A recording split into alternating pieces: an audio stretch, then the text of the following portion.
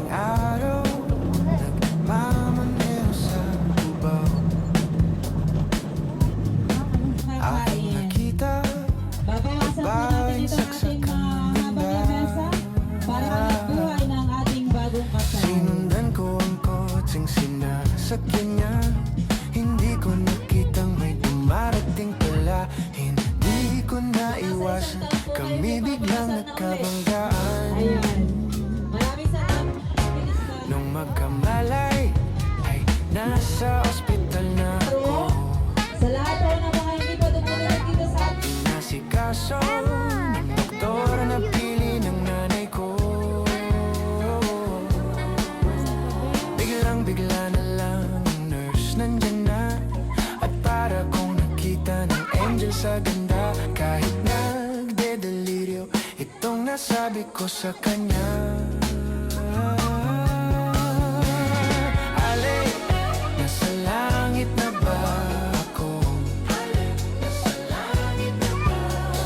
Mama, kayo po ba si San Pedro? Kayo ba si San Pedro? Okay lang sa akin kung ako'y dedo na. Basta't ikaw ang lagi kong kasama. Kaya ale, nasa langit na ba ako? At paglabas ko, niyaya ko na siyang pakasal. Tinanggihan niya at nasabi may asawa na siya. Dinamdam kong masyadong sinabi niya. Hindi ko nakita, hagdan ubos na. Ako ay nahulog sa semento, ulo ko'y nahuntog. Nung magkamalay, ay doon na naman ako. Inasikaso ng doktor na pili ng utol ko.